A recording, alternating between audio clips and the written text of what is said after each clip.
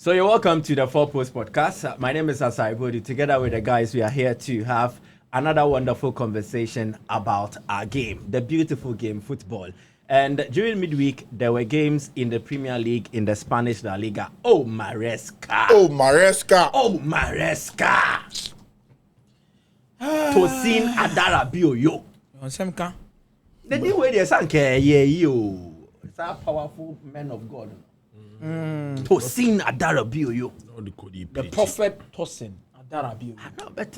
The apostle Tosin Adarabioyo. The evangelist Tosin Adarabioyo. The pastor Tosin Adarabioyo. Why be here? The elder Tosin Adarabioyo. The deacon Tosin Adarabioyo. It was where? The deaconess Tosin wa Adarabioyo. Oluwa Tosin. Charlie, Uncle Yekro, Chelsea. Oluwa Tosin. Almost say Chelsea. He says that I do. It's enough for me. Yeah. Oluwa Tosin. Oluwa Tosin. Okay. He says that I do. It's enough for me. Oluwa Tosin. Oluwa.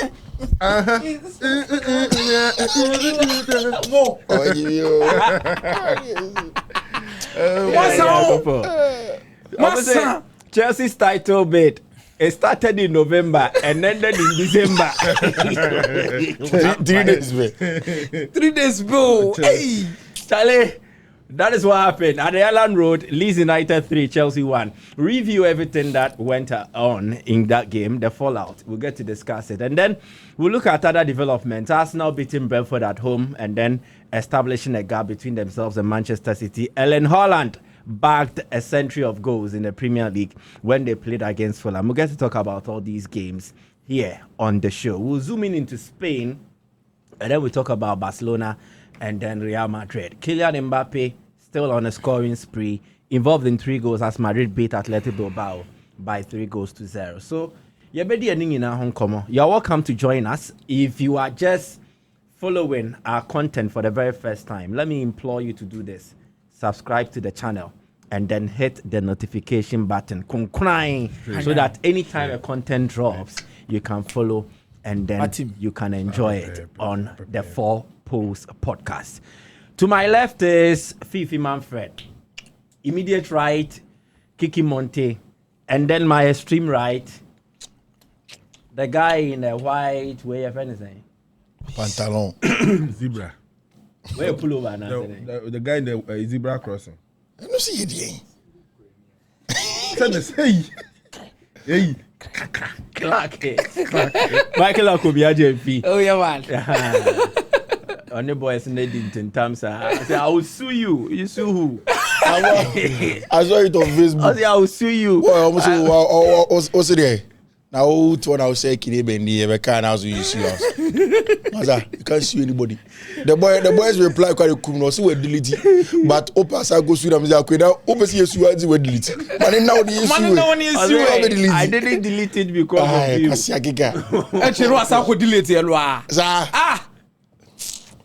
And part of the game. But before we start with the review, let me ask you quick. Mm-hmm.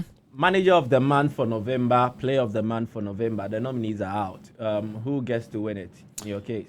For player of the month, who is a standout performer in the Premier League? I think for the list they have Reece James, Bruno Fernandes, who else? There is Reece James, Bruno Fernandes, Declan Rice. Yep, Bruno Fernandes for you. Hey. So there is Harvey Barnes, Newcastle. Keenan Disbury, Everton. Jeremy Doku, Man City. Bruno Fernandes, Manchester United. Morgan Gibbs-White of Nottingham Forest. Reece James, Chelsea. Declan Rice of Arsenal. Igor Thiago, Brentford. November. Look at Jeremy Doku. I think it's James. Jeremy Doku. Baby. Or Reece James. Okay, Reece James. Kiki. Bruno Fernandes. V. Reece James, why? Reece James. What's Bruno Fernandes doing there? Also. No, but this is the same trap. This is the same way that same way that last week Manchester United fans where I went to play football telling me that including this guy, that Bruno Fernandes is a better player than Cole Palmer. Ask them with what? Then they are not coming to use adjectives and adverbs. It's not about menchirim. This no be menchirim matter. This thing every day they talk What has Bruno Fernandes done this season to be in that team of the season, team of the week list? Team of the month. Team of the month list. And what has Bruno Fernandes player done? of the month? Sorry. Oh yeah, organizers for no. They say what unimnyansa abo brasi omo. Nyansa we chire. Wo ahoden. I'm asking them what has Bruno Fernandes. You said Bruno Fernandes is your player of the month. So one can say Reece James is your player of the month. Yes. They are not at the Super Bowl, so yeah. Reece James has gone the whole month and beat him. 3 clean sheets and then 1 assist. Bruno Fernandes has scored and assisted me. How many? Which games? How many, babe? Yes, I want to know. I want to know. Are you clean sheet on table tennis? I don't quite know. Now, if it's about just goals and assists, Enzo Fernandez has more goals than Bruno Fernandes. So I say a clean sheet. And I'm also telling you that if it's about goals and assists, Enzo Fernandez has more goals than Bruno Fernandes. So what I say? Bruno Fernandez that you give out. What impact? Enzo Fernandez. What point has he given them? What point has he given them? In a 10-man midfield, in a 10-man team, Reece James stood up. 10-man team. Yes. Red card in Okay, so it's a 10-man team. Was it a 10-man team? All right. Was it a 10-man team? But was it not a 10-man team? Hold on. So this is what every player did. Harvey Barnes played 4 games. He won 2, lost 2. He scored 3 goals. No assist. Keenan Disbury Hall played for 1-2, drew 1, lost 1, 2 goals, and then 1 assist. 3 goal involvement. Jeremy Doku played for 1-3, lost 1, 1 goal, no assist. The whole year. Bruno Fernandes played for 1-1, drew 2, lost 1, 4 assists in 4 games. Lost 1 game, but 4 assists ever. Played for 1-2, drew 1, lost 1, and he scored 3 goals. Reece James played for 1-3, drew 1, did not lose, 1 assist, and then 3 clean sheets. Declan Rice played for 1-2, drew 2, and then he scored 1 and assisted 1. Igor Thiago played for 1-2, lost 2, and scored 5 goals. So this is why these players are. So I want to ask a question. Between assisting 4 goals and scoring 3 goals, which one will you take? Reece James did not score 3 goals. No. But Maxine, Morgan Gibbs White did that. Between scoring 3, we know order. We say a simple question. Okay, between scoring 3 goals and scoring 5 goals, which one is better? Scoring 5 goals. 3 goals and 5 goals. I go up one and 5 net trade. More assist the goals in your pay. How you comparing oranges and mangoes? Okay, so who makes it an assist? Is it the scorer or the passer? The scorer, but sometimes both of them actually. But sometimes, if you don't assist, you don't get to score. If you don't score, it doesn't become an assist. No, so both of them play. I beg to differ. I feel it depends on the passer about how Rebecca say, okay, this assist is perfect. Because you see, I ask this because there have been some assists I've seen, which in the end you ask yourself, how much did this pass actually contribute? Exactly. Therefore, saying the midfield, no be a pass, and then you solo run. One question you say, assist. So it depends on. No, but even regardless of that, if the ball still didn't come from him to you, it doesn't score to become an assist. No, so that's what I'm saying. So regardless, it's both of them. Yes, per the goal, the impact of either the assist or the goal scorer may differ.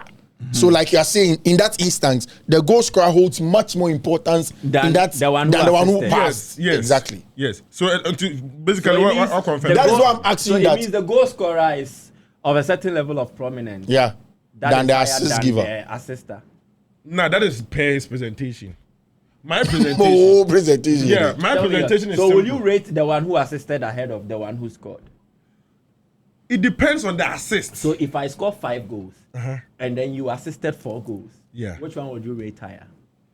Still, it depends on the assist. I'm not going 4 goals and 5 assists. I'm not going for Bruno Fernandes, but I think I'll have to support Kiki a little bit in terms of the definition of the assist. The question is actually simple and straightforward. Simple and straightforward. You see, Bruno assisted 4 goals. I've just sat down quietly. 2 games drawn, 1 game lost, 1 game won. Yeah. The game won was against 2 games drawn, 1 game lost, 1 game won. He doesn't deserve to be there. The game Manchester Bruno doesn't deserve to be there. The game Manchester United won. First, a free kick, a crucial equalizer. That pass to Zexi. Nobody can tell me that was not a good pass to Zexi. From Zex's goal. Yeah. Yes. It was a good angle. They are on your striker. It was a good. Zex's goal for the Messi Mount assist, they are normal. And when can cry? But for Zexi, then you go to that game against. No, maybe Mike. Then you go to that game against Tottenham Hotspur. The importance of the goal. Maybe your ball corner kick in the free man delete didn't disappear. I corner kick you free. Then you look corner kick you free. And then you corner kick and you the same place will be about. Now get in Arsenal. Corner kick with the player. Why is it that Arsenal microphone? Corner kick. Corner kick. Now if you didn't say and mu free kick ni throw ne corner. Mu purpose now say win them better, win them more. I ain't telling you before, bro. It's easy as you think. Oh master, you are trying to make a case of Bruno forever. I am Munjaisa. Now we save clean sheet. Millions a fullback Kurama clean sheet. Clean sheet they can go to. That's not part of the defenders. David Ryan and he has gone unbeaten. Now who the okay? Let's not unbeaten. Let's not if you are not part, clean sheet in declare because they've been conceding. They've not had as many clean sheets. In a month, you play 4 games and you get 3 clean sheets. You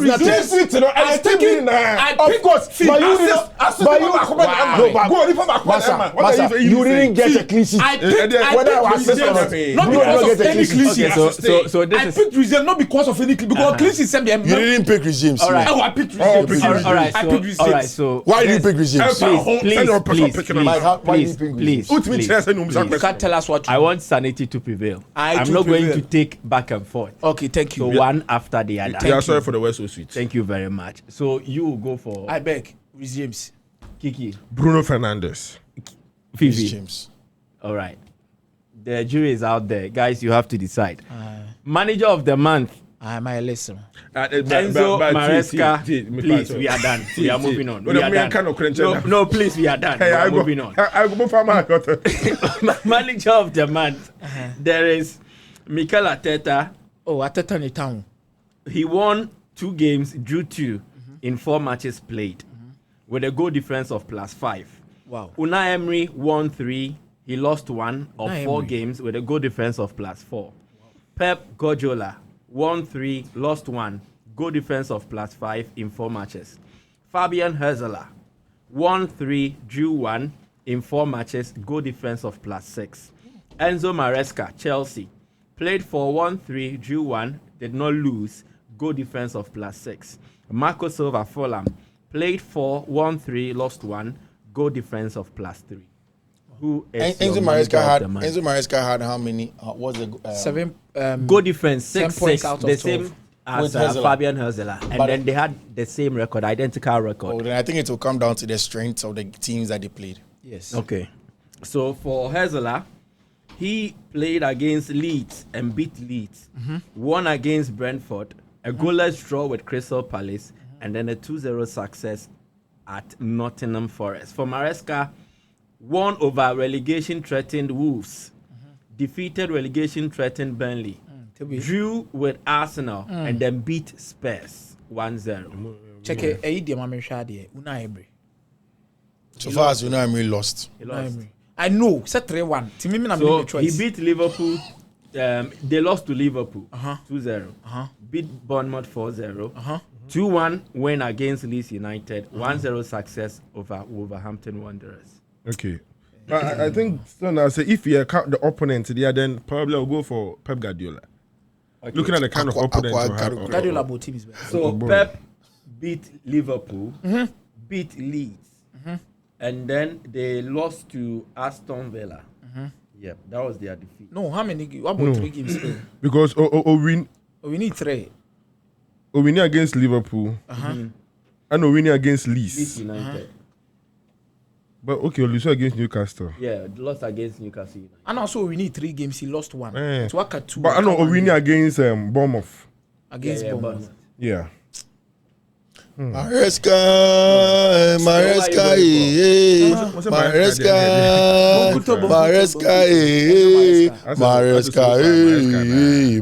So definitely, it looks like by unanimous decision, excuse me, we are going for 2 winners from Chelsea, like yes, Manchester United did with Mbeumo and Amorim. It's been a brilliant month for Chelsea. So Chelsea, Reece James, and then everyone agrees. Oh yes, definitely. Okay, so you out there also have to decide. Then we know. Let's zoom into the game. On the way, I'm please. Yeah, you'll be become a board or senior. Yeah, you'll be a kind of credit. Space no day to run away. A argument can find the one come back. Games about hella no. Can we move on now? Akiola. So Arsenal 2, Brentford 0. It gives Arsenal 33 points on the table, and City, albeit beating Fulham by 5-4, clearly are following the Arsenal side. Chelsea slept against Leeds United. If you look at everything that has happened, did we get the evidence needed to cement the fact that Chelsea are not credible title contenders against Leeds? Did we get that evidence? Oh, Masa, what is this thing? We are having a conversation. Why in your one? You one way. Did we get the evidence, Akomeah?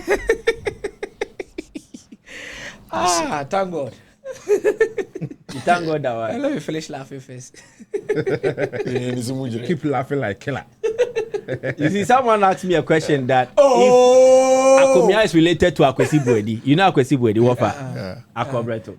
Hey, cinema offer. So Bibi says, only no mobile Husia. Okay, no problem. Oh, but I think but you don't want to know why the person. Who knows tomorrow? See, on a Chelsea and Leeds matter. Like that's what they use.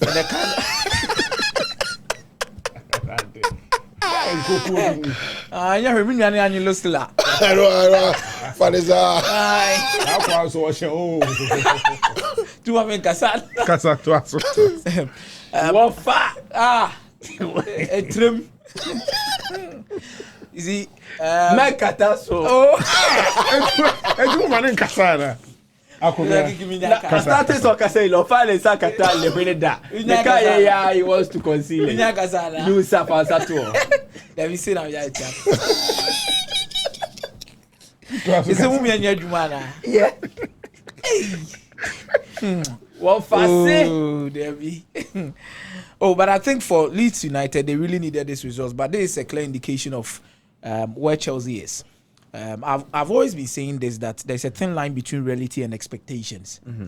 For Chelsea, the reality is this is a young team. They are going to falter one way or the other. And these are some of the games that will expose the team. If you want to see a team that is really built up to compete, you are not only looking at the starting 11, you are also looking at the bench. So in as much as the bench will not even give you enough quality that can align with what the first team can give you, at least they should be giving something around 75% to 80% whenever there is a rotation. You look at Chelsea and you understand that anytime there is a massive change in the starting 11, then there is problems. Because some of them cannot level up the expectations that supporters have for them. Some of them cannot match up to the standards that the first 11 gives them. And all of these things are going to happen throughout the season unless Chelsea decides that maybe we've gone into the market once again, specific positions where we need players that can compete and compete well. Not only about the quantity, but the quality that can compete first teamers. Because if you are putting Marco Correa on the bench, ask yourself, who comes in and plays like he does? Not even the exact performance, but who comes close to like 80% to the performance of Marco Correa? Then you look at the two centre-backs. In the absence of Levi Colwill, who comes in and gives something like 85% to 90% of what he gave Chelsea? Then you look at the right centre-back. In the middle of the pack, there's Moises Caicedo, arguably one of the best defensive midfielders in the world. Who comes in and gives you something like 90% closer to what he gives you? The player who has maybe the potential to get to that level is Romeo Lavia. And here comes another case where he's always injured. So that is where Chelsea finds themselves. These big matches will give you hope. But these big matches should not be an underlining statement for you to say that this team is already there. We are going to champion or win titles here and there. No. These things are going to happen. You win titles intermittently. Just like the situation of Eric Ten Hag and Manchester United.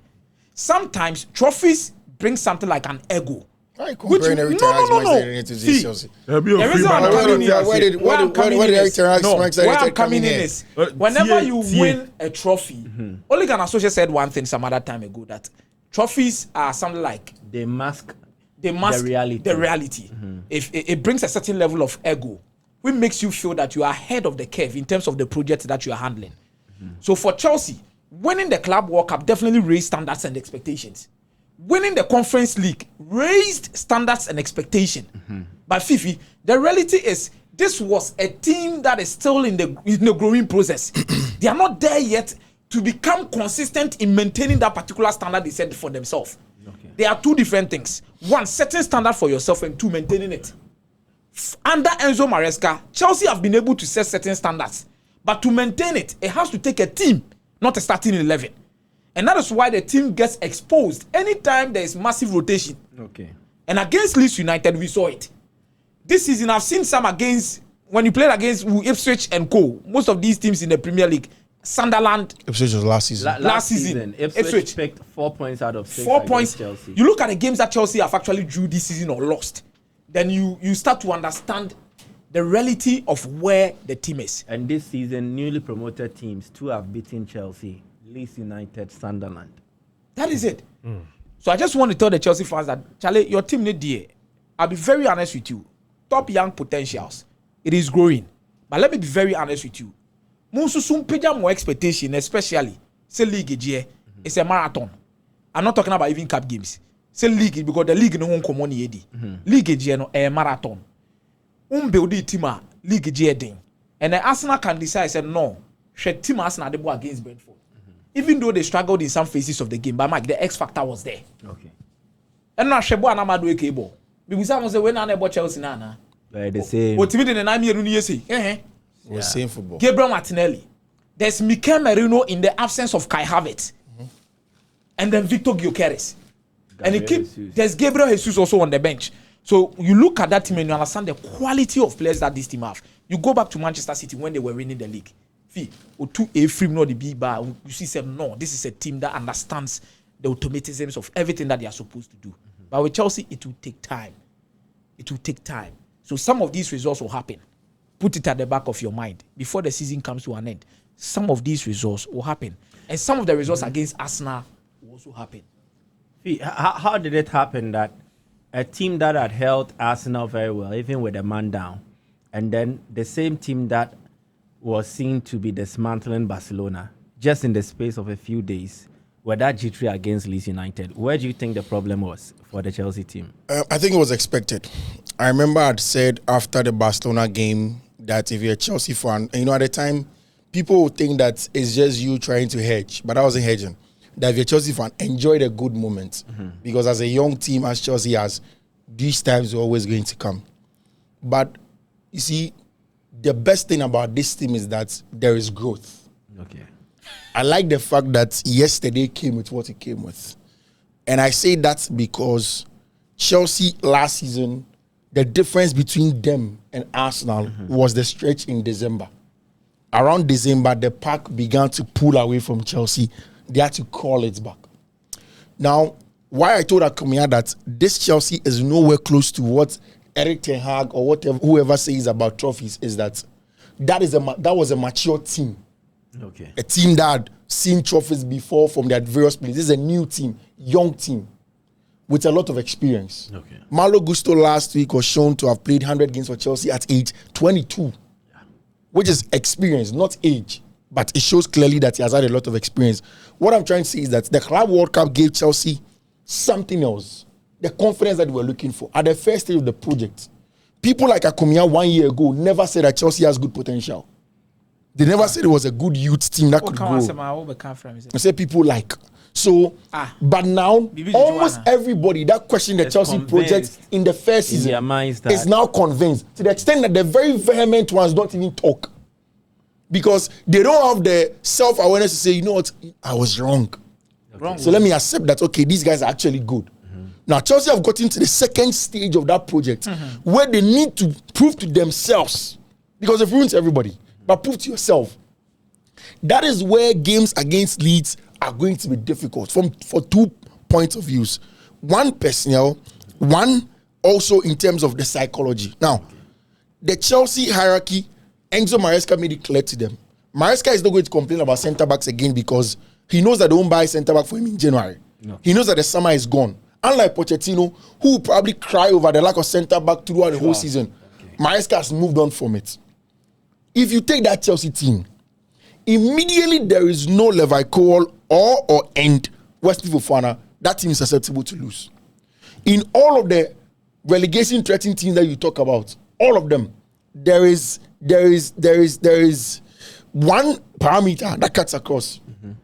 Wesley Fofana was absent, Levi Cole was absent, and there is one person. I hate to single Tosin out. I don't think it's particularly a Tosin problem. Tosin could have still been a part of the team, but not for games like this. Okay. Tosin, if there was a half decent centre back that could play like Wesley Fofana, he probably could have been better.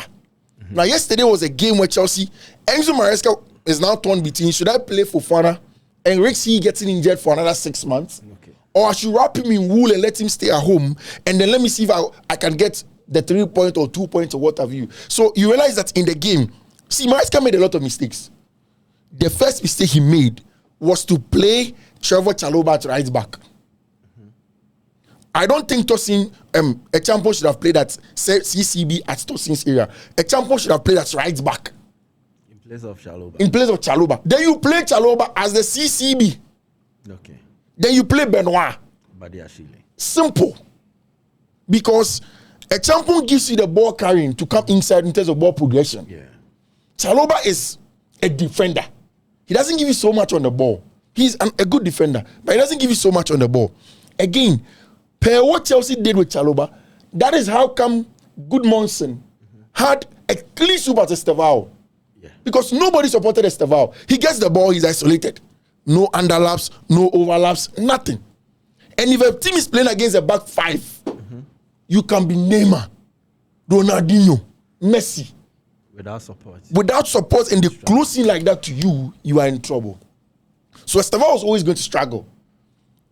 But I like it. Honestly speaking, yesterday, I forgot about the game when the second goal came. But in my head, I was excited because Estevao was getting his real test. As you want to be. Do you know what Lamine Yamal has gone through? That's why I kept on telling a lot of Chelsea fans that you need to be patient with the Estevao-Lamine conversation. Because you will go through it. You will face very stubborn guys that Estevao was crying with Goodmanson. Yeah. But Lamine Yamal has to deal with Kukureya. He has to deal with him. Nuno Mendes. These guys, week in, week out.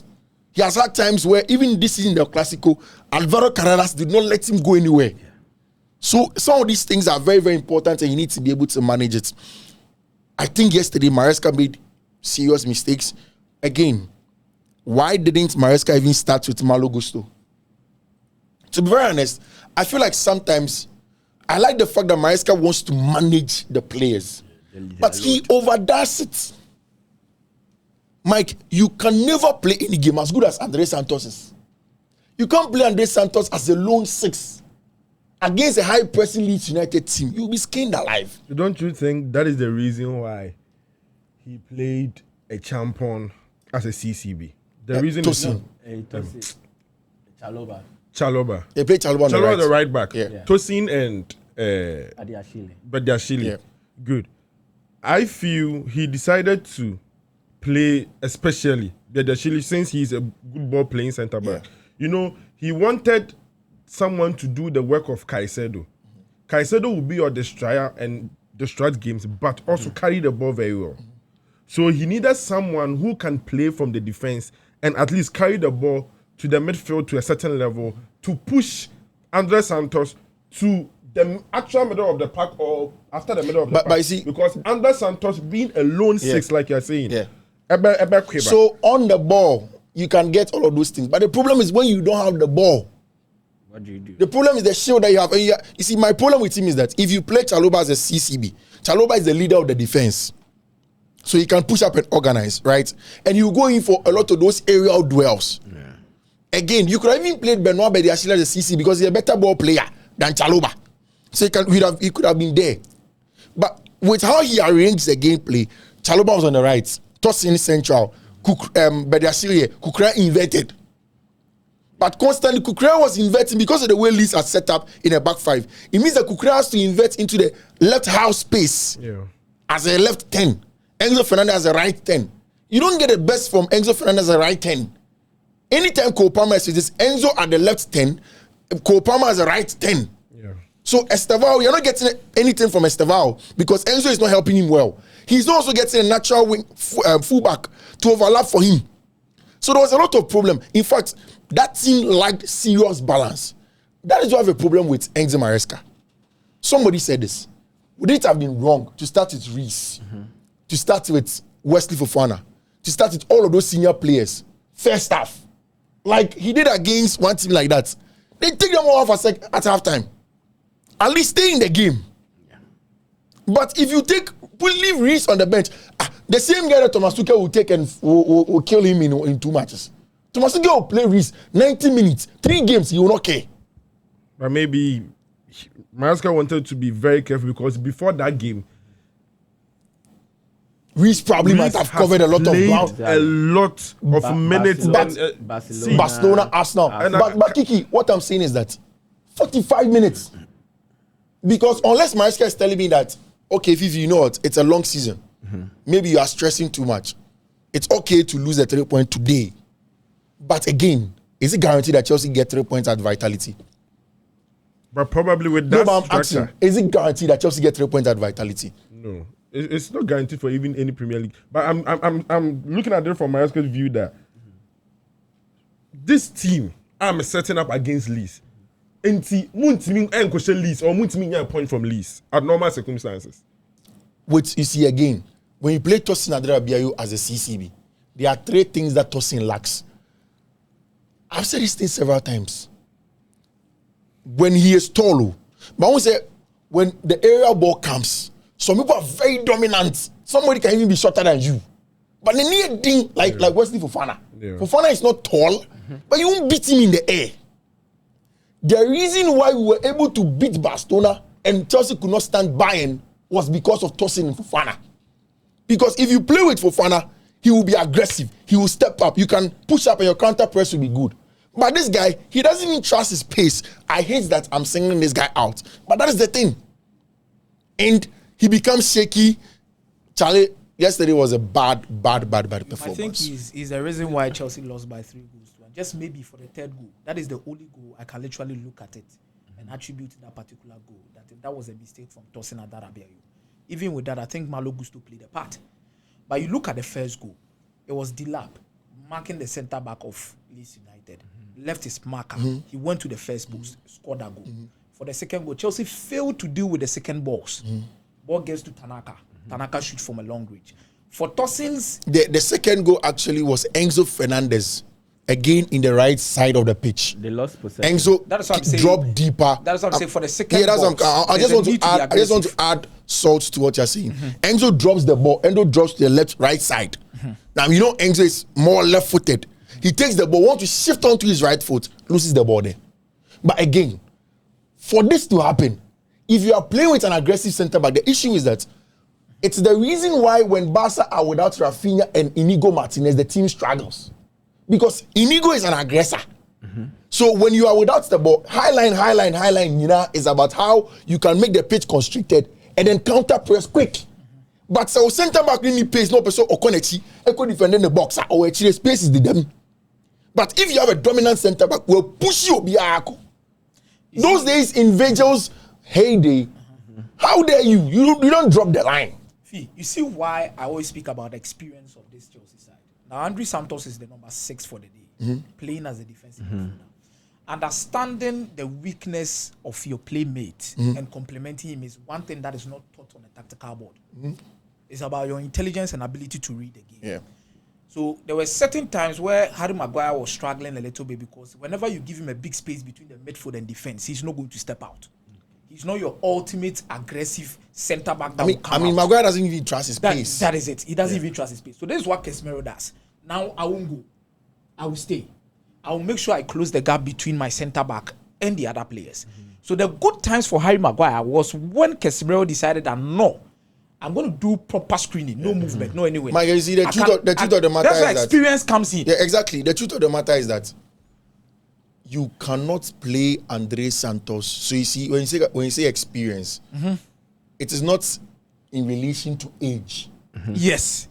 Because Caicedo is not 26. I'm not even speaking to age. He's not 25. He knows this. I'm speaking But with because they've he been consistent and the quality they've... Andre Santos, he can't, even Romeo Lavia, he can't play as a lone 6.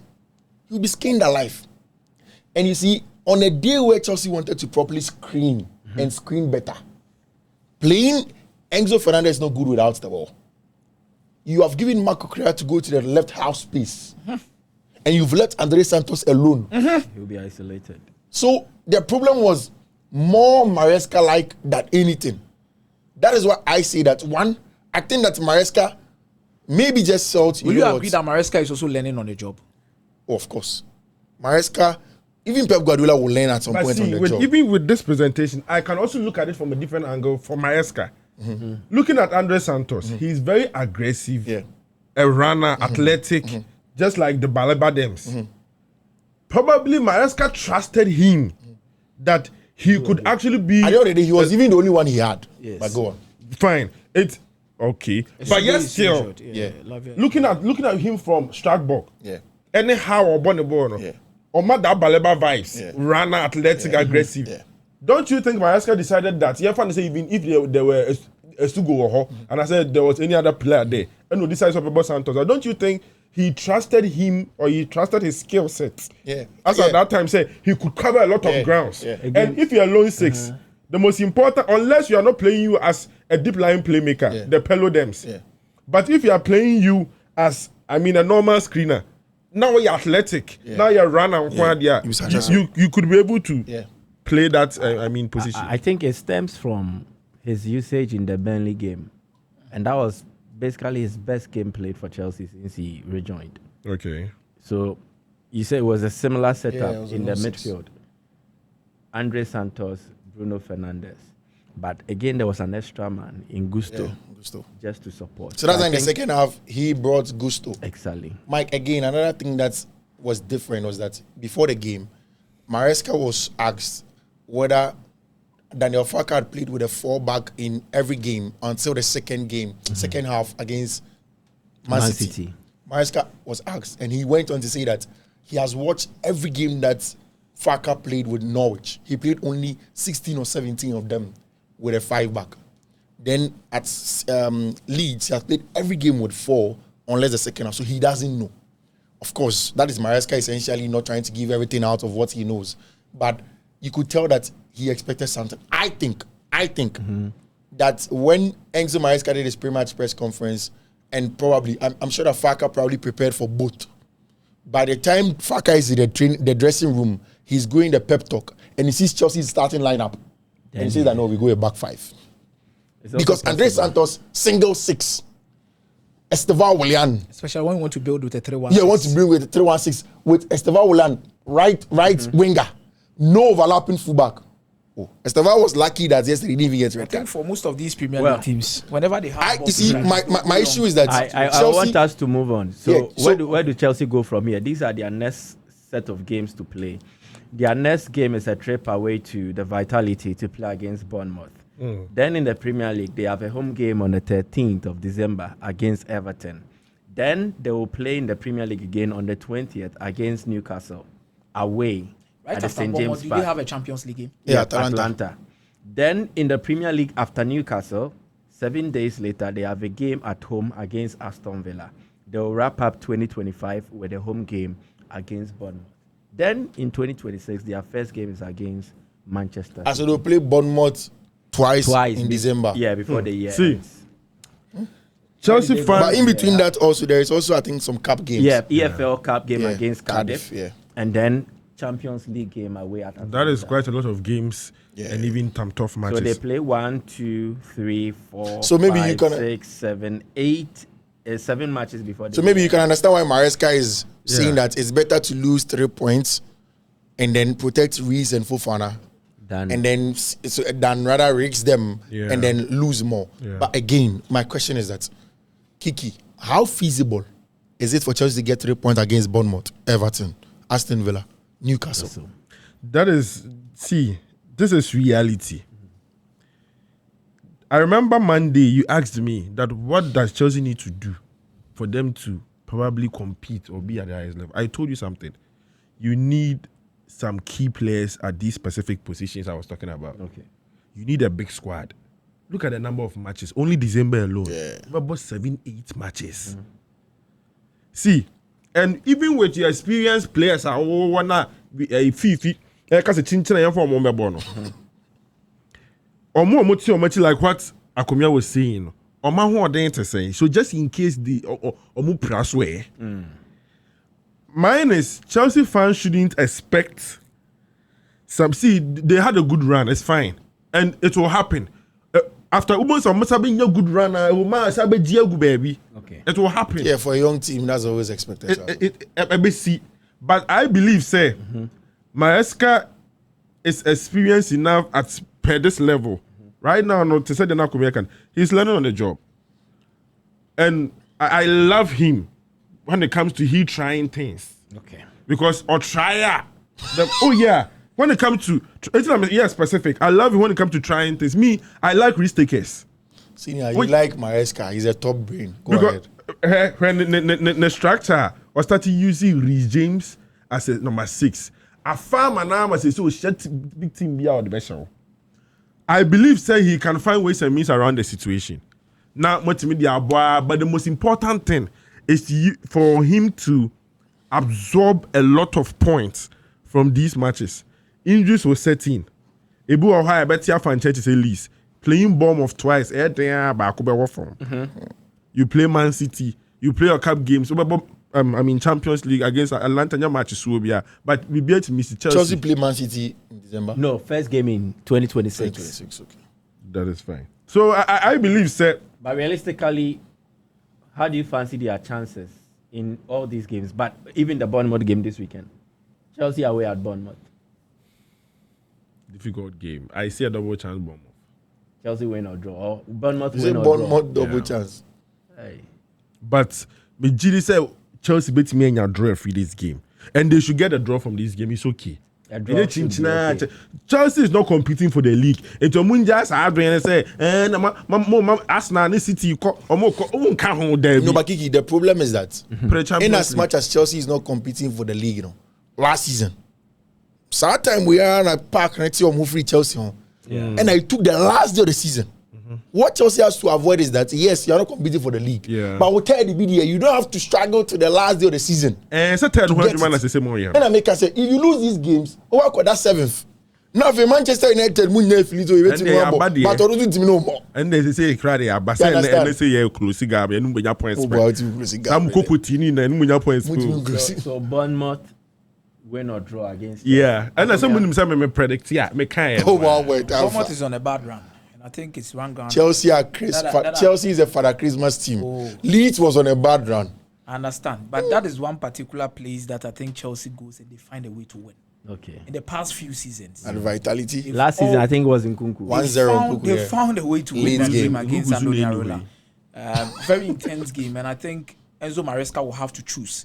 That should I go with my full force in this game and for faith? I think he would. In this game, if you don't go full, Atalanta bega Modia for full Paladin in your coach. Almost what done, almost let's not underrate them. Almost what done almost season in Kakra. Paladino, we understand him so on world class. We knew what they but team be about the confidence different neighbor. Chelsea coach Italian, oh, okay. Sana Moka Kwarabak say full. No problem. You continue with them. Don't let him derail you. Thank you very much. Continue with them. He can't even derail me. Senior Kesa. I did with Jama work at Atlanta. So I must say he can't derail me. Why you know? Back to England. Bournemouth, Chelsea. You're not a focus man. But I think for that game, I'll choose more goals. Bournemouth will open it up. They'll strike hard. They'll go at Chelsea. I think a double chance. See, did you know what happened to me? Double chance for Chelsea. Yeah. Is there more goals, Bournemouth? I said more goals. Bournemouth will open up. Bournemouth versus Everton, right? Everton. 0-0, 88 minutes. 1-0 Bournemouth. 1-0 Everton. Grealish. Bournemouth too. Every match you get at least one goal. Opponent will score you. For Chelsea, they'll be brave. But I think Chelsea will win the game. I think that this Leeds United game is going to be the game that will make the team set up. I think that psychologically, this was the best thing that happened to Chelsea in the December run. I wait to see. So Chelsea. I think Chelsea beats Bournemouth. Chelsea win against on Saturday. Yeah. All right. Let's see. It's been a while until Semenyo scored, so maybe. I don't know. Anytime goal scorer. Tupa. Because players like Semenyo seem to enjoy playing against Chelsea. Let's see. Someone also call for Chelsea. Double chances, Chelsea. Chelsea also call for Chelsea. I am shipping player to score Antoine Semenyo. But to Arsenal, they won 2-0 against Brentford. And they've established that gap at the top of the Premier League table. I don't want us to talk about them because it's obvious. To Man City, 5-1, 5-4. Has a lot of injuries. Won't that affect them? Christian Mosquera has also joined the list of central defenders who are injured. There's an issue with Declan Rice. It's not been confirmed as to whether he will be available or not. Can't it affect them? Their next game is against Aston Villa. Good evening. Good evening. Coming to evening, the evening. And they are in fantastic form too. Yeah. Oh, drop it. They're in a fantastic form. No, Mike, Arsenal. I think for the Arsenal team, they've clearly shown signs of improvement in terms of the quality of squad that they have. I'm only hoping to see a team that can overcome an adversity of injury situations like we saw against Brentford. The kind of intensity that I saw Arsenal play with in the first few games of the league, that made a lot of people tip them that this team is going to win the league, has gradually dropped off. I'm talking about the intensity. Okay. But for the results, it is still evident. They are getting the results. And I think for the most important thing in world football, I believe playing in a league of that sort, where Manchester City is right behind you, you need to get results. But when you are playing against certain opponents, you need two things to actually win, especially playing against Aston Villa. One, you need a level of intensity to be up there. Okay. Number two, psychologically, you need to be ready because an away game where you be tormented year in, year out. The reason why I'm speaking about intensity is about players like Donny Marlin. You look at Amadou Onana. These guys will come at you. Kamara, Boubacar. These guys, they will strike Morgan Rogers. They will put in a lot of effort. They will drive the ball. They will actually have a lot more intensity. So you need to match that particular level. Apart from John McGinn and maybe Morgan Rogers, I don't respect any other Aston Villa player. Personally, Amadou is a good player. Mike, but these are games that has always proven. Mike, Fee, if you watch the Aston Villa and Arsenal games in recent seasons, intensity. Polar opposite. The reason I'm speaking about the intensity is dependent on the injury situation of Declan Rice. You might feel like this is a game where you need to relax him a little bit and try and go in with other midfielders. If you are doing that, the likes of Boubacar, Kamara, and Co will come into this game with a huge confidence of bringing in a different intensity altogether. Mike, I believe Aston Villa will score a goal against Arsenal. This is going to be one of the difficult games for Arsenal this season. At the Villa Park. Very difficult. If Arsenal are not careful, they will drop 2 points against Aston Villa. They won their last 6 games. They beat Maccabi Tel Aviv 2-0. Bournemouth 4-0. Leeds 2-1. Aston Villa Young Boys 2-1. They beat Wolves 1-0. Beat Brighton 4-3. Who is playing home? Aston Villa at the Villa Park. Arsenal might be losing 2 points, just like the Sunderland game. Yeah, I think it's a Villa double chance for me too. I think Unai Emery is on red hot form.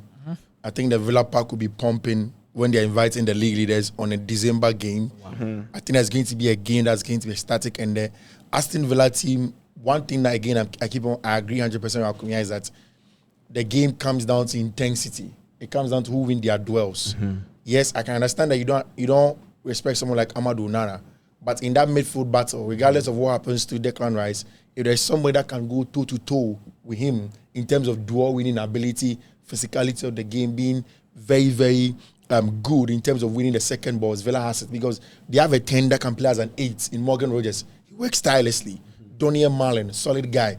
Boubacar Kamara is excellent, also in the middle. So it's a Villa team that for me all round. They have. I mean, you speak of John McGinn. He is that guy. He is intense. I hate the way opponents hate. Maybe hate is a strong word, but don't like Marco Correa. That is how I don't like Megan.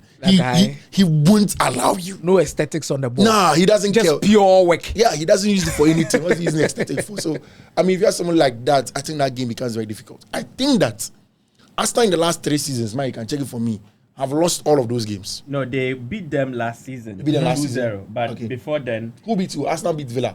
so at the Emirates it was 2-2. Okay. Then in the first round, Arsenal beat Aston Villa 2-0. 2-0. The last 2 seasons was when Villa had a double over Arsenal. They beat Arsenal 2-0 at the Emirates and then 1-0 at the I think that if Arsenal, they've been But title in the last decided visits to the Villa Park, Arsenal have won 2 and lost 1. so you remember, so you see the one that you mentioned that they had a draw in the second half of the season. That was when the title was going to be decided. That's why Arsenal dropped the points. January, And if Arsenal maximize their points here, depending on the games that the teams that are close to them have, I think that Arsenal stake a strong claim to So winning the these league. are Arsenal's fixtures. Arsenal City na me pese because So we compare it to let me- Arsenal. so that we compare it. Okay, do the Arsenal one, okay, and then that'll I'll be do great. Cities. So Aston Villa away in the Premier League, then a home game against Wolves, an away game against Everton, then a home game against Brighton, and then a home game against Aston Villa to wrap up the year. Aston Villa 2 times. So they play Aston Villa. Okay, so the Twice. home and away twice. Yeah. Even the Brighton game. Oh, at home. Fabian have For that one, I can trust Arsenal. no, but Fabian has something on Mikel And Arteta. these are the games for City. Home game against Sunderland. City Sunday home game against Sunderland. This Then Sunday. 6th December. After that game, they have a Champions League trip to the Bernabeu against Real Madrid. table for me. Right after that, they have an away trip to the Selhurst Park against Crystal Palace. Then they will play West Ham at home. City always struggles against Nottingham Crystal Forest away. And these are the games City will play. So Nottingham, West Ham, they will play Crystal Palace and then Sunderland. In that space of time, the most difficult game is the game against Crystal Palace away. And they play Sunderland twice. Yes. For Sunderland, No, I'm actually They will play Sunderland their first game in 2026. 2026. the reason why I'm relaxed about the Sunderland situation is about I think most of their players will have to represent that they have gone. They are not leaving now.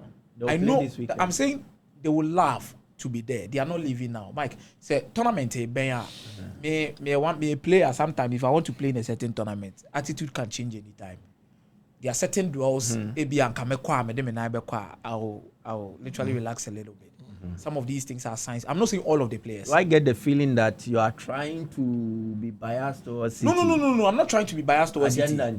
No, all Because jokes you've already aside. said that they are your favorites to win All jokes the league. aside, too. I think there's one thing that Manchester City is doing. But that game is not going to be easy. That's what I want you to Oh, I know it's not going to be versus easy. Sunderland It's not going, at home. but it will always come down to who actually has the X factor in that particular. To be game. very honest, if what happened between City and Leeds United happened between Leeds, between Sunderland and City, City then- wouldn't have gotten that 3 points. And then even Fulham. City Fulham. wouldn't have gotten that 3 points. For that game against Fulham, the change or every I think for Samuel Chukwueze, let me commend him for that performance against Manchester City. That was a top level performance. But Mike, The best I've the seen general from him. concept is that City is struggling to defend for large parts of And the the games. general consensus is City are conceding a lot of goals, but definitely they are also scoring a lot of So goals. Enyumbi or her friend Emudao.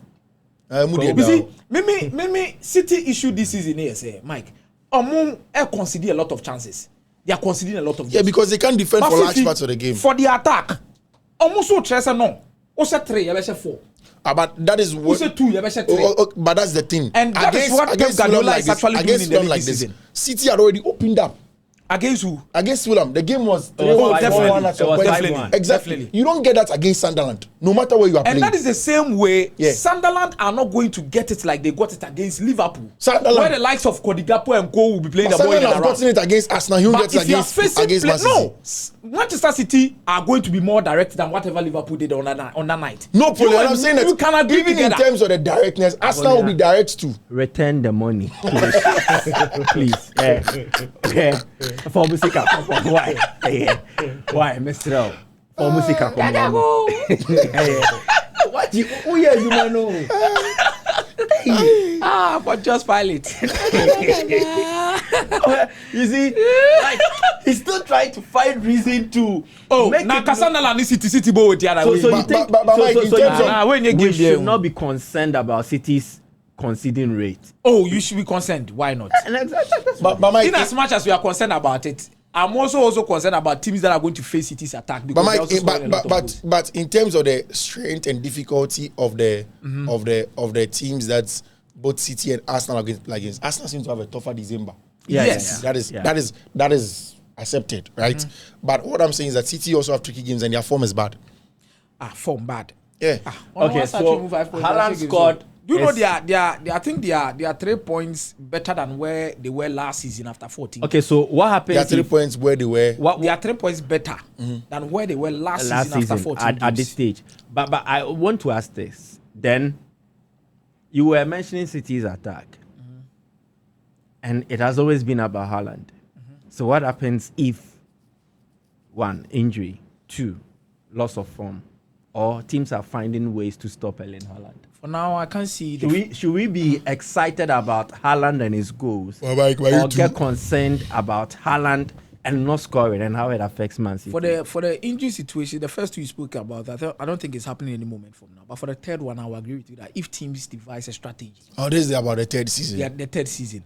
They can't devise any strategy. Is literally in hot form, red hot form. Whatever City wants to do this season takes me back to what Sir Alex Ferguson decided to do with Robin van Persie. Okay. Whenever he takes off, every single player should look for Robin van Persie. Let him get the goals and we'll be done with the game. And I think that is what Pep Guardiola is trying to do with Erling Haaland. You see, for me, it's not particularly about whether a team would devise a way to stop Haaland. But there are teams that have stopped City. When you stop City, you stop Haaland. Why do I say so? Regis Lebris has an excellent, well-drilled team that will reduce the chances you create against them. If they prevent them from creating those high-quality chances, Haaland will not get onto the end of those balls. In all of those games in recent times that City has been dropping points, it has come down to that. It has come down to City, that opponent teams, stopping them from playing their football. Actually, he went on a drought. Yeah. For this season, how many games has City lost? It has come down to those things. City have lost against Newcastle. They've lost like 3 or 4. Lost against Newcastle just last month. Yeah, right. Liverpool have lost 4 games. Liverpool have lost 4. Then City lost to Newcastle United, Aston Villa, and then all in November. Yeah, all in November. Yeah, Brighton too. Also beat them, and then Spurs beat them, so they've lost 4. So only one team beat Manchester City at the Etihad, right? Spurs beat them at the Etihad. Yeah.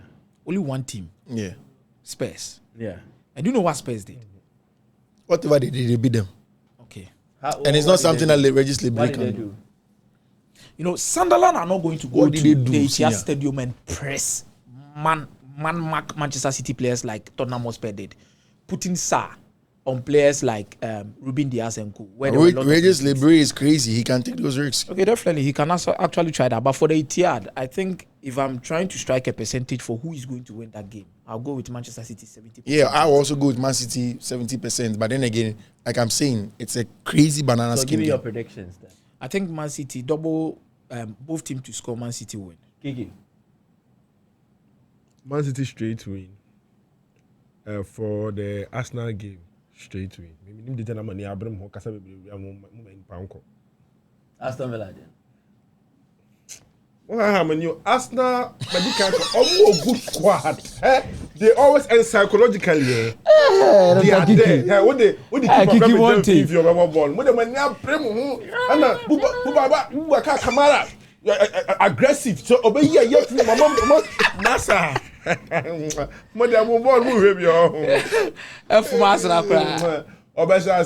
will be a difficult game. It will be a both team to score for sure. Both team to score. Now, I mean, Aston Villa will surely score. Yeah. Arsenal will be at Villa Park. Oh, baby, Nicola. City and Sunderland. Yeah, Sunderland be children shade. Let's break. Telling call for them come on bread. But yes, still, there's something about Pep Guardiola. And then you are talking about Erling Haaland. Yeah, Fiifi in the scoring goals. He's in top form. Hey, Opa Munyi Haaland Fiifi Bobo na munje jina ne nchamo mpene. Second ball is tough for man Fiifi de mo be fa ho ase. When I started ball for last week here. Odin has scored 2 braces in his last 2 games. 2 goals. And it's taking him to 5. Yeah, the last 2 games was 4. Okay, so about match we win. But was a possible. Okay, well. Tough from yeah, we met tough from So Man City, Sunderland, Fee. Either team to win over 1.5. I don't trust City. Okay, then I have this question. How would you rate Kudus as Spurs so far? Your man's rating is A or How would you rate it? Kudus at Spurs so far. Rating up at the No, just his Spurs stint so far. How would you rate it? Per Kudus standard. Whatever. See, the entire people say how would you rate him? That's been good. Akomeah. I got the 6/10. Kudus 6/10. Fee. I don't also say any team never be Takwana. See how through Twitter boys now. Kudus 4/10. Flat. Kudus has been shambolic. People will talk about how Thomas Frank has used him and in the team that he is in. But I kept on saying this thing. 5 assists, obviously, it's not bad. I keep on saying Kudus' performance in conjunction with what Tottenham Hotspur are given is very important. You can't rate Kudus and take him out of the team alone. What has the 5 assists? How many points has he contributed to Tottenham Hotspur? Like in the context of where Tottenham Hotspur are. Impact.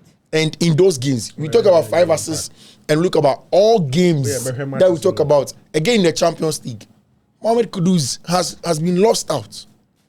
To be very honest, I have a problem the kind of manager he went to play under in Thomas Frank. But again, when the season started and Kudus was doing the simple things, look at all the assists Kudus has given. They have been simple. That cross to Richarlison, simple ball. The goal he scored last weekend, he just received the ball and then shots. That is Kudus. But he's trying to overdo, and that is, I think, is affecting him. I don't think he has done enough. The reason why I went in for 6/10, I think for a winger, there's no way you can discuss him and discard the numbers. And for the Premier League, he's part of the top assisters. That is why I give him. And even the top dribblers. I only did that because of the numbers. But in general, I agree with whatever Fiifi is saying in terms of his performance. Impact. He has not been consistent in the first place. Mm-hmm. And I think what he's even known for has not actually been something that has taken Tottenham Hotspur to a different level, his dribbling qualities. Because we always speak about Mohamed Kudus completing a lot of dribbles, but we ask ourselves, where does it end? Yeah. End product. I mean, it's just like the Jeremy Doku story, 2025 we need one to be goal, very truthful to 2,000 dribbles. The numbers is good. We expected him to rack up the numbers to speak for Yeah. him. But in general, there is more room for improvement.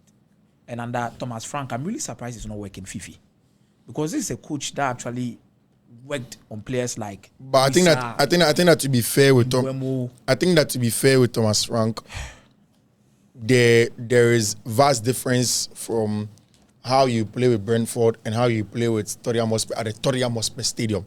So it's the reason why their away form is fairly okay, but their home form isn't good. Because the Tottenham Hotspur fans expect you to play on the front foot. But they also do not have the players who give them that. They don't have a Dejan Kulusevski, who is out for a very long time.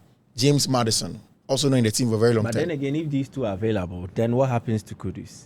Exactly. Because Kulusevski would love to play from the right. That is why I think that once Kulusevski is available, Kudus has to come and play central. It can be a double 10. Kudus on the left. James Maddison is also back. No, on the left, and then Maddison plays on the right. So you have two And on the things. left, that means he's going back to the West Ham form. That is why.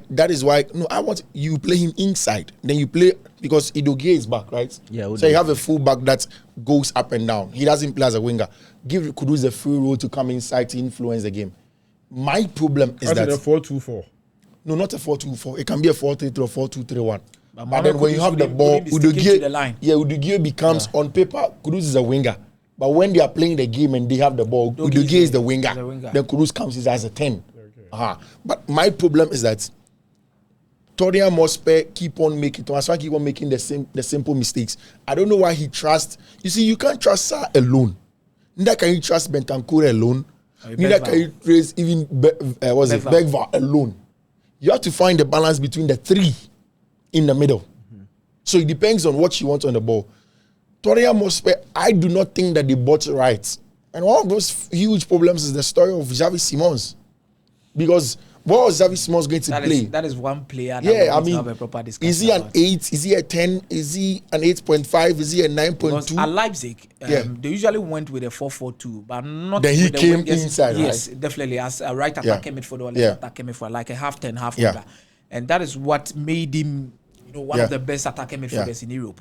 But at Tottenham Hotspur, you see, this is why I have problems with certain names we mentioned when it comes to the top coaching jobs in the world. You look at Thomas Frank and you begin to ask a lot of questions that how he thinks and sets up his team.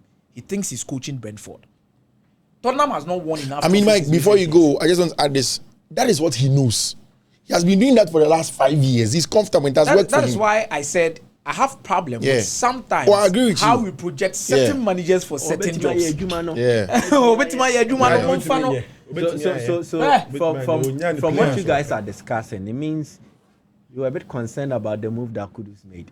Me, what I see is, it looked like his career trajectory was so much on point.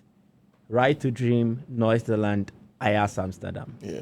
That move to West Ham at the early stages looked like it was the best until West Ham decided to change their managers. Exactly. Then they had issues with the direction of the club and it affected players, not just Kudus, even the likes of Jarrod Bowen. Yeah. Then again, he makes that jump to Spurs. In hindsight, is it looking like the right move? As at that time, for Kudus, and then as Ghanaians, and I raise this because NJ World Cup, and we need our key players to be on form. Yeah. Now here's our key playmaker, and then he seems not to be enjoying himself. Yes, the numbers are there, assists, they're okay, but you clearly look at Kudus and you can see that he has grumbles or issues that makes it look like he's not enjoying his football. Kudus enjoy football, you.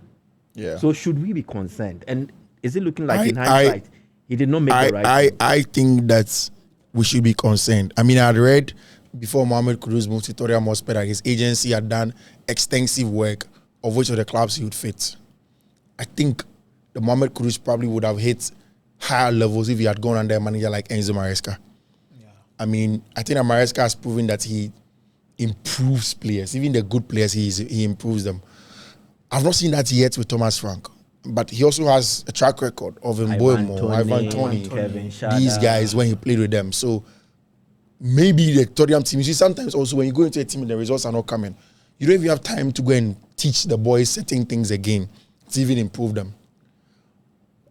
How long does Kudus have at this level to prove himself before he becomes the African best player that we all hope that one day he wins? Where does Tottenham have to get before he gets there? And they take him to the next stage. That is my idea about you see, the move has come at a point in time here called World Cup. And we all know that for African players, quote unquote, the best period to move here World Cup here. Yeah. Yes. Now I could disperse Daniel Levy. Okay, say Levy Jao crack or so. Levy Jao, so I think. But even if Kudus moves, where is he going? I think you should look at. Chelsea. I think the talent. Chelsea are stuck up in that position. Chelsea for the talent. When he goes to Italian Serie, is he not going to dip? No, I don't think so. Which club in Italy do you think will now be a propellant for Kudus after the Obetimia Pejabio? Napoli, AC Milan. I'm looking. Napoli, Antonio Conte. No. Yeah. See, no, but can't a team like Barcelona buy Kudus? No, Fiifi, I'm looking at a coach like Gianpiero Gasperani. Fermin Lopez, Roma, Dani Olmo, Gianpiero Gasperani. Okay. What he did with Ademola Lookman. Okay. No. More analysis based on paper. Give him. Let's do reality. Roma to me Koto Kudus in free. Tottenham. Yeah, realistic. Italian clubs wouldn't have to buy. He was just asking Mike will tell you they always find a way to buy players. Which coach can improve him? Italy for Ombesan will play Ama 150. But more top play. Omo timi beje no number 10. Ombesan Ama. Be a free team for Franco Syria Abiano. Most times no, I am not team name player no. Okay, that one's also. Even though we have our price, but ABIC 50, but 20. So it means that Mohamed Kudus is stuck. He's stuck. Trouble. Because of you see, that's why. They'll come and sniff. You see, I am worried. But Gasperani, I started having these thoughts. Gasperani be heavy brutal, especially Omu decided say they will go with the 3-back system with the double number 10. And Obeying to said you Alejandro Papu Gomez at some point in time. I mean, let's develop it. Me Pederia in Italian Serie A. Gasparani can pinpoint and say that no player A. See, in the Italian Serie A, there, I think that in this world, when you take, let's say, Spanish La Liga, you get 2 top coaches. When you come to England, you get like 4 or 5 coaches. Italian Serie A, almost everybody's a top brain. Yes. Just a few. Palladino that we're talking like this, he's a brilliant guy. Yeah. Spalletti is top.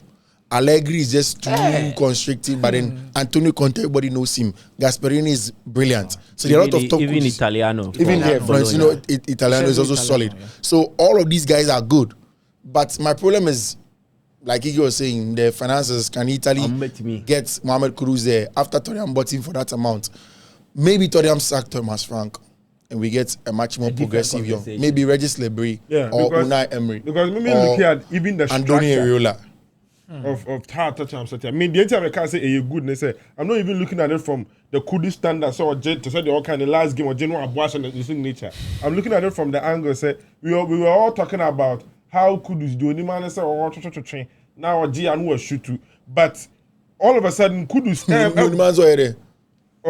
dribble then boys to make us say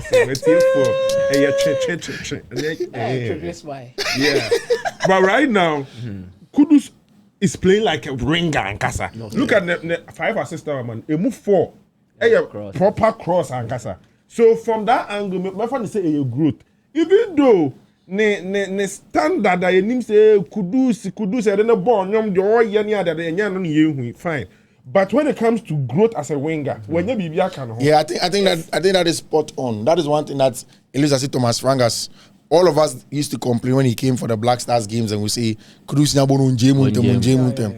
As a winger, I'm sure Thomas Frangas worked with him and say, you know what, for you to stand out, sometimes you have to do the simple things. You have to know when to let it go.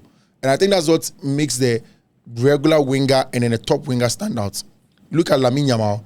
It's not every time Lamine Yamal will try to dribble. Sometimes you use your player. Go simple. So, like Kiki saying, maybe spot on from that angle, but Kudus has set a target. He has set a certain level. But right now, I feel the problem, the talent the Kudus all war. And right now, when you be account, the problem is psychological and the team now will rem and even the environment now. If World Cup, now only a good World Cup. Yeah, is that guaranteed? Good World Cup with the Ghana Black Stars. At the AFCON, although we were dismal in terms of our performance, he was our standout World Cup are born 2022. Even 2022 standout performance. But you know who say he won a penalty against Uruguay. So I feel if we get a good tournament, a better opportunity for this big size, a bit to me. Say right now, they say mostly MBO the first. Now, where? Because which team will want to buy him? Mike, maybe Chelsea. But feed this. What is he himself? Nobody. There is no space where Manchester United. Manchester United number 10. So you think maybe Newcastle or some other club that can actually pop up can pick him up. Maybe. But why can't Kudus play at Barca? Picking it up. Quick. Family Lopez the pressure on friends Daniel Omo 3 days he be opera. Now bet me out. For cash in the come. Well, let's see what happens, but I'm a bit concerned. That's why I brought this in. We'll be talking about the Spanish Primera Liga. In German agents for Nana. Why? Kudus agents for. So I'm concerned. Maybe it's like we are worrying over nothing. You get it? Early days yet, and a part of the process. We hope so. Because there is something known as adaptation. In Tibia, an adaptation stage, no famous space. And then in time, when he settles, then we'll get to know. Again, maybe it might not even be where he is, but how he's being used. You know, one time I started an argument and the Chelsea fans on Twitter will not have it. I said that in terms of ability, Mohamed Kudus is better than all the Chelsea attackers. Ability. Yes. Kiki, in terms of ability, he's better than him. It's just ability near there. Potential. The skill, technical ability, the game in itself. I think in terms of the technical ability, Palmer is ahead of Kudus. Yeah, I think Kudus is. I think the point of departure is what you have to show for the ability. Because, like you're saying, Kudus can dribble. I mean, in terms of dribbling, Palmer is nowhere close to Doku. But nobody will pick Doku over Palmer. Because Palmer can give you 10, 15 goals. Doku won't. You see, about Doku, what's the boys do a video here? Obviously, Jeremy Doku highlights. Akomeah salo. Some video na beti. Some video na about fantasy. Doku free muma. Yeah. Akomeah he say Akomeah baby girl ni amo grind ya. Now can I be say Anthony Martial and Kylian Mbappe season. Right. You look at Anthony Martial and you be like, say that yeah, this is a lot of player. This is a top player. But of course. I think that actually comes more from personality than ability. Like yourself, are you hungry? Do you want to get to the top? Do you want to push? Sometimes from where we come from, when you make that jump, I mean, Kiki, when you are from Nima and God blesses you that much, it's difficult for you to push yourself more. Unless you are part of that 5% of human beings. At the end of the day, it wouldn't be Saudi Arabia for money and all of this stuff. I don't know. Yes, but it comes down to that at some point. I don't know. Yes, scared. Me say Ochusu and okay. I don't bet you word best. Ochusu and okay. Now the cruise, why can't you say comedy now? Okay, so part now 2. Now the comedy. Yeah, cause Spain. Part 2, La Liga.